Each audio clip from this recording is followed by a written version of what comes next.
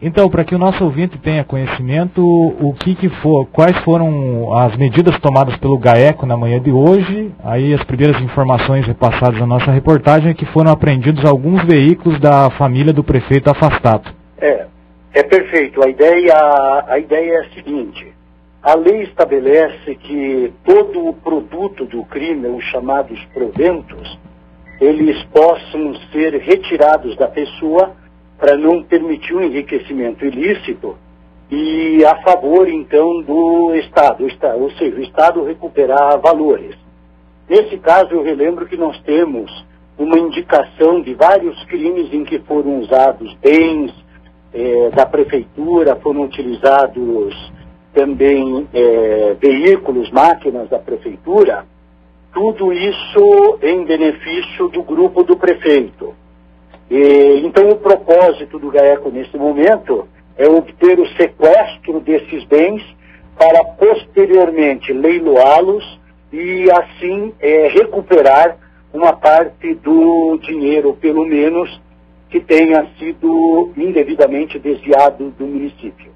Qual é a quantidade de veículos que foram apreendidos e, além dos veículos usados aí pelos familiares do Gilvan, também tem alguns deles que eram utilizados em uma autoescola que pertencia a um dos filhos do prefeito, é isso?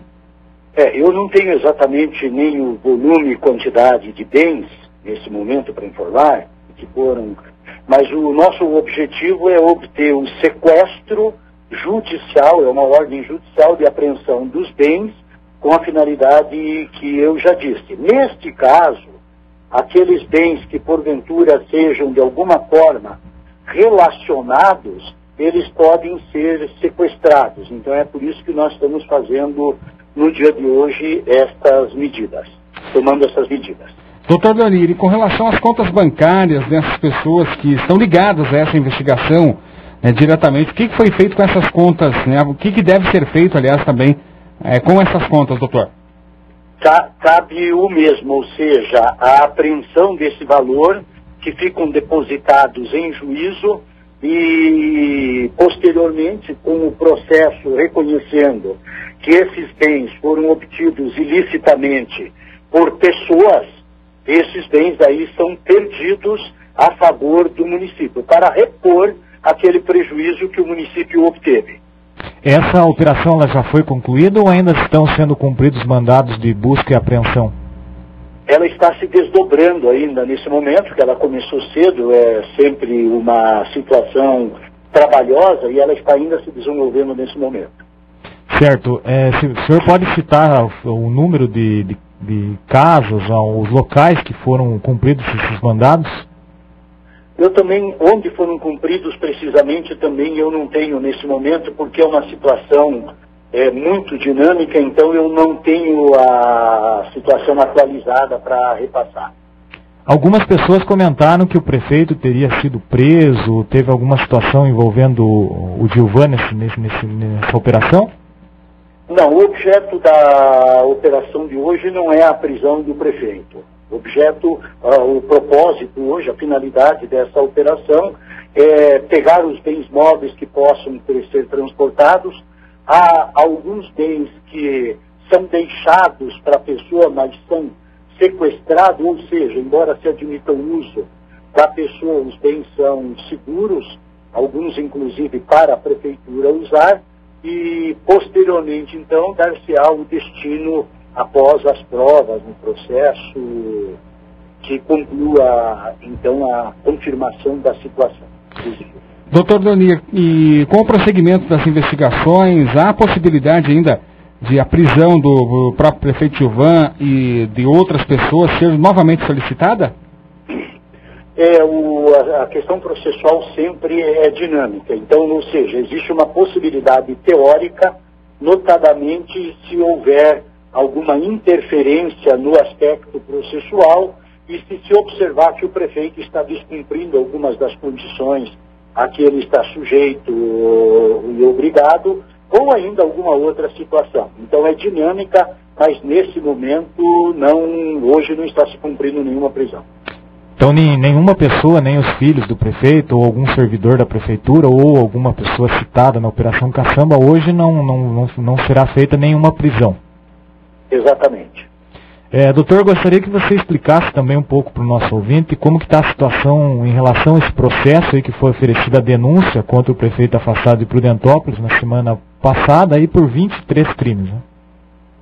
Exatamente. Bem, o processo quanto ao prefeito, em relação ao prefeito que detém o foro privilegiado, foi encaminhado à 2ª Câmara Criminal do Tribunal de Justiça e lá ela vai ser despachada inicialmente para se ouvir o prefeito conforme a tramitação processual, que, como nós já dissemos, é sempre no Brasil longa, complexa e sujeita a uma série de outros intercursos, como nós chamamos, né?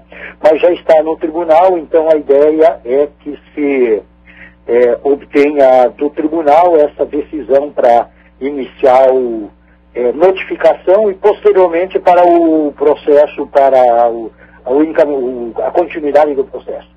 Um ouvinte nos pergunta aqui, até passar essa pergunta para o senhor, no caso desses clientes da autoescola em si, se eles se sentirem prejudicados, o que eles podem fazer nesse caso? Bem, esse é um caso relacionado, mas embora não seja atribuído diretamente ao Ministério Público. Ou seja, a empresa fez um contrato, se ela está impedida de cumprir esse contrato essa de prestar aulas, etc., etc.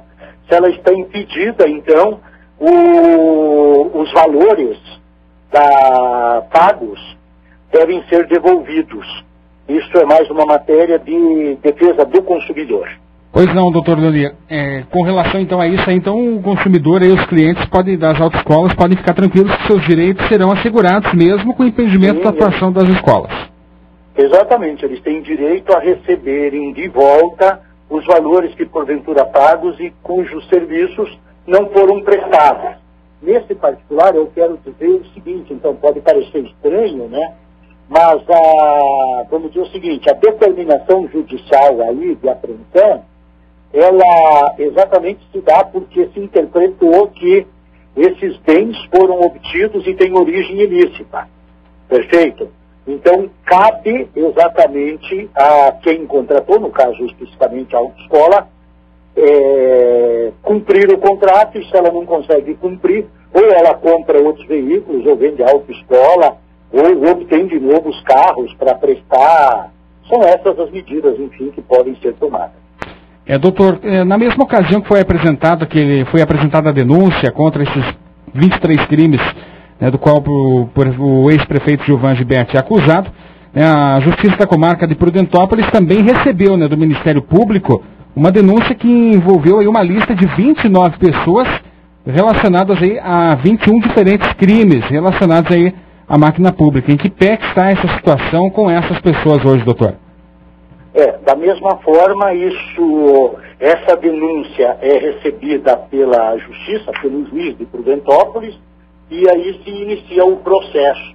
Nesse caso, se inicia o processo também permitindo às pessoas apresentarem a defesa para prosseguir, então, na tramitação do processo, até que a Justiça, ao final, se manifeste por uma condenação, absolvição, conforme os casos. Doutor, nós tivemos inclusive na imprensa estadual na última semana, algumas pessoas revelaram aí uma quantia que seria o valor aí, de início dessa investigação que teria sido desviado em torno de R$600 mil, seria isso? Esse cálculo corresponde a uma estimativa. Essa estimativa ela é feita com base num quantitativo que cada hora, por exemplo, de uma máquina é cobrada no mercado, ou mesmo que a prefeitura estimasse cada hora prestada. Também, de outro lado, nós apreciamos também a utilizar o desvio das pedras, etc., indicando o valor de mercado delas. Certo. Doutor, quais serão então os próximos passos agora dessa investigação? Pois os próximos passos agora, nós em princípio não temos assim indicação de outros fatos, embora possam parecer. Então, nesse momento, a tendência é seguirmos exclusivamente com o processo. Certo, e inclusive os materiais apreendidos hoje, vai ter uma previsão aí de divulgação desses dados aí hoje? Pode ser hoje ainda? Sim, eu não sei se conseguimos levantar tudo, né? Mas de qualquer sorte, proximamente nós passaremos uma estimativa dos valores que foram apreendidos, que devem ser na escala necessária para se fazer a indenização, para proporcionar, enfim, a indenização ao município. Esses veículos apreendidos, bens, eles ficam aonde até que sejam leiloados? Inicialmente eles vão ao GAECO, eventualmente a outros depositários, e como eu disse, alguns desses veículos ficarão sob a posse da própria prefeitura para utilização. Existe a possibilidade dessas pessoas denunciadas reaverem esses bens? Essa questão é processo, né? Portanto, né, as pessoas podem provarem que aquilo não foi obtido com o crime, né? E outras hipóteses mais. Enfim, pode haver uma discussão legal, sim, quanto a isso. E caso seja aprovado algo contra essas pessoas, esses bens permanecerão retidos? Sim, retido e perdido. Né? A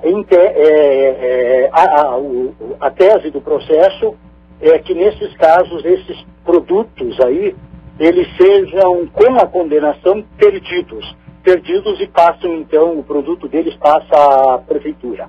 É devolvido à prefeitura. Tá certo, então nós gostaríamos de agradecer a sua participação, Dr. Leonir Batista, o coordenador geral do GAECO, que falou aqui com a reportagem da Rádio Najuá. E então logo a gente tenha novas informações, nós deixamos o espaço aqui do Meio-Dia Notícias, da programação da Rádio Najuá, abertos aqui para o GAECO, para que possa repassar mais informações para os nossos ouvintes.